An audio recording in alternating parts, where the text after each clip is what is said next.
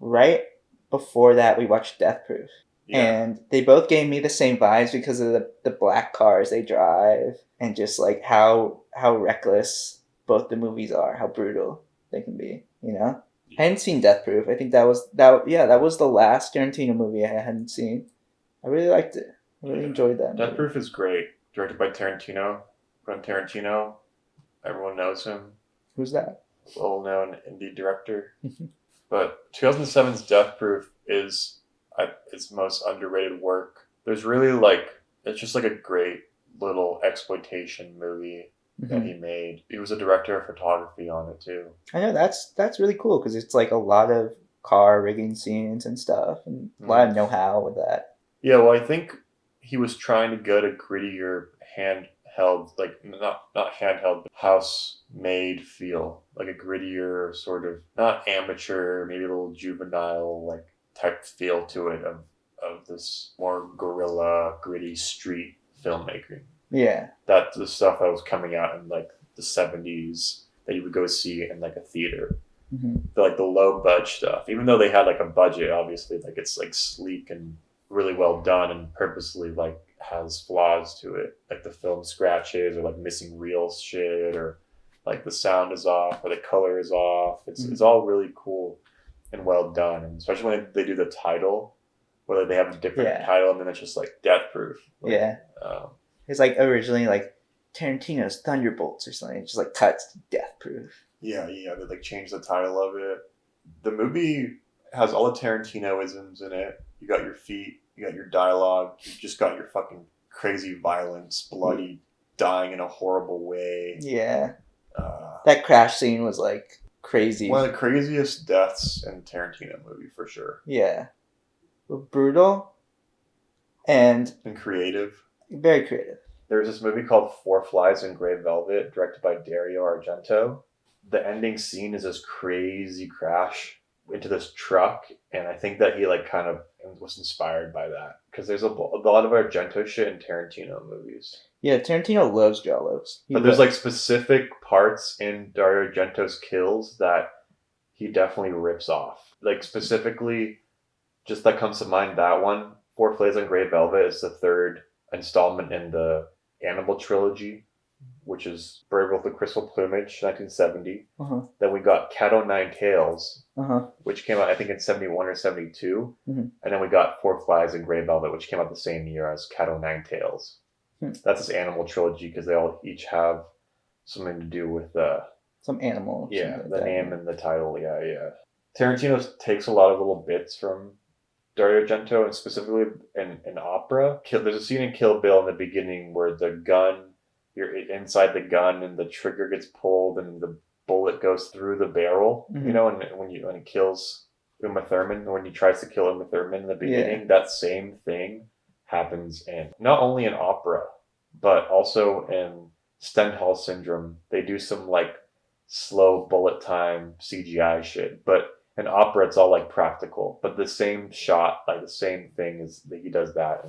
And Death Proof with the car crash scene, it's very similar to the end of Four Flies in Grey Velvet, A Kill and Death. Because he really loves the operatic set piece death scenes. Yeah. Tarantino loves that. And Dario Argento is one of the best at it. That's like why you watch a Dario Argento movie, is to get to those death scenes. And there's also a narrative thread, but the kill scenes are its own operatic shit. Tarantino does his death scenes like Italian movies. Like the westerns and then the horror movies and shit, there's always like some build up with the music and the editing, you know. And in a western like Good, the Bad, and the Ugly, you have the edits cut to music with Ennio Morricone's score, and it's like a crescendo up to the action. And Tarantino like loves that style with it. He does that all the time with his movies. It's interesting. You're such a big Tarantino fan. Like, it's really nice to watch a Tarantino movie with you because you know just like where he's coming from. And like where he gets all his inspiration from, because he is like just a walking movie recorder. Yeah. Essentially. Yeah, he's an encyclopedia. So the plot of Death Proof, I guess you kind of follow stuntman Mike, who's played by Kurt Russell, and he's a stunt driver that gets off on killing people with his car. And his car is called it's death proof because essentially it's rigged for stunt people to survive like really heavy crashes. And it starts off, we're following a couple of girls in Texas. They're having like a fun night. They're young, and they go to a bar. It's just like a really cool scene where Tarantino's like playing the bartender and they're just having fun and the music is so good. It's this actual record player, apparently, in the bar, which is really cool. And then stuntman Mike comes in and he's essentially stalking these people. He picks out his victims and it's always these like really hot young women. And he kills them with his car. And then it skips in time to Rosario Dawson and her crew, and he's trying to do it again, but then there's a twist. He kind of does this psycho narrative structure where all these girls that you're following, all these characters that you're following, they just get killed off halfway through the movie. Basically, Kurt Russell has this thing where he goes like state to state, hunting down girls that he kills with his car and like a weird sex thing. Mm-hmm. And he'll follow girls who are like having fun, they're drinking and smoking and stuff, and then like he'll crash into them when they're too fucked up so that they can and he's sober. Like he goes to bars and he's just sober the whole time just so that he can like be sober when he drives to kill them off with this death-proof car. Yeah. He's a stuntman. He's stuntman Mike. Yeah. And but I think it's cool how he does this. You follow this group of girls hanging out, having a good time in the night. Vanessa Ferlito. Is that the main character in the first half? Yeah. Like the thick girl, like that Tarantino like dated. Mm-hmm. There's like a video of them making out online. Cool. So you making it into a film? No, but he definitely was fucking his actress. At least one of them. Consenting, though. Yeah, I certainly hope so. Kurt Russell's the only one who survives the accident because he's in the death-proof car and he's able to get away with it because of he crashed to them while they were like all drunk and he was sober. And then he heals his wounds and we skip to like whatever, a year later, he's in another state stalking another whole group of girls. Yeah. And he waits for them to do something like stupid. That's like spoiler territory kind of like thing to do, But basically there's a crazy car chase scene. Oh, it's so good. And the climax, that's like 20, I don't even know how long it's like. It's probably like a third of the movie, honestly. Yeah, that'd be like a third of the movie. Yeah, the car chase is insane. Yeah, it's really well done, really exhilarating. It all leads up to this, and you're just, I don't know, it's so much fun because you're rooting for the good girls to win. Kurt Russell's fucking amazing in this. He's so good at this, like, playing this sociopath. Oh, yeah, Kurt Russell, we gotta talk about, yeah. Rosario Dawson's, like, really good in this as well. I love the scene he does, the 360 scene at the diner. Yeah. The one shot, that's so good. Just, yeah, I'm really impressed with Tarantino in this movie. A lot of people say it's one of his worst movies, but even Tarantino's worst movie is a good movie. Yeah, for sure. Like, I would like, this is not even his worst movie for me. What would you say it is? I think The Hateful Eight. Yeah, I might even put Death Proof above, like, Kill Bill 2, dude. Yeah, I didn't like Kill Bill 2 that much either. But, I mean, I was surprised. I liked it. The practical stuff, like you were saying, really carries the movie for me. He doesn't want to do any CGI shit, No, it's all practical. It's all in camera, and it looks all real, and he's really crashing cars multiple times, and yeah, that's sick. All around. I had a fun time watching that. Yeah, it is really good. I think the thing for me was that I didn't want it to be some weird fetish movie where this guy's killing all these women, but there's no purpose behind it.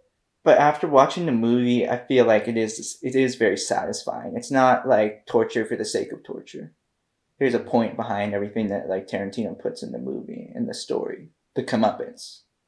Yeah. Is satisfying. Yeah, it's just like a little fun little narrative thing, and there's no like greater meaning or message behind it. Like a lot of Tarantino movies, like they're just like fun. Yeah. But in the release for this, so this movie like was released with Robert Rodriguez's Planet Terror on a double feature. Mm-hmm. It didn't do so well. Like audiences didn't get it. Like they didn't like know. Like when they would go to watch the movie, they would watch Death Proof, and then when the credits start, they would like leave the theater, but they would have to be like told by the attendee or someone there, like, oh no, it's like there's another movie after this or whatever. And so Yeah. it was like a weird release because it was supposed to be mimicking the grindhouses at the time, the Mhm. the exploitation cinemas at the time, where it's like double, triple features. You would go to see. But like when you go to like a Cineplex, there's no like double features. No one people don't know what that is anymore. So Yeah. these movies like they like flopped. Like the budget of Death Proof was 30 million, but it made like 31 million. Success. Well, not really, because like that's the budget of like production. Yeah. You know what I'm saying? Like they lost money on it for sure. 1 million. That's so production budget like 30 million. They probably had to spend another 10 plus for marketing and stuff like that, dude. Yeah. Maybe even more. Like you usually have to spend at least 20 mil nowadays for marketing. Yeah. It's a big part of movies nowadays. Yeah. So it definitely didn't make us money, but it was a critical. I think it was a critical success, and it had like a cult following, and Mm-hmm. it eventually like finds its audience. And it's like Tarantino, but Tarantino's always going to have an audience. that's like a little bit of his background. But that's like his only flop Yeah. on a financial thing. But it was just kind of weird releasing it, and if they just released them separately with a budget of like 30 mil, like that's a lot for a movie. Like a middle, like no, like that was considered mid-budget, Mm-hmm. but nowadays I feel like that's a lot. Like you don't really see the 30 mil budget films anymore. Mm-hmm. You either see like big tentpole, 100 mil plus, or you see like micro budget or indie, Mm-hmm. whatever. I hadn't seen it in a while. And it was cool. I haven't seen it maybe since like high school, I swear. And it was nice to refresh my memory. It's cool seeing it now. It's actually still really good. It's not like something I grew out of that I saw Yeah. like when I was younger. Do you feel like you have a new appreciation for it, seeing it now after like growing? Definitely. Yeah. Yeah. I can see like a little more technical aspects to it that I appreciate. Mm-hmm. And the dialogue is really good, and it's like a hangout movie. Yeah. It is. And then like a horror. The dialogue, like his dialogue's always going to be on point. Just the scenes where the girls are in the car just talking to one another, it's so good. It's so well written, and you feel like these characters are real. Well, they're not like girly girl like like they're like kind of more harder edged. They felt like real people. They felt like, they really had things going on with their life, and like they like had like real substance to them. They weren't caricatures.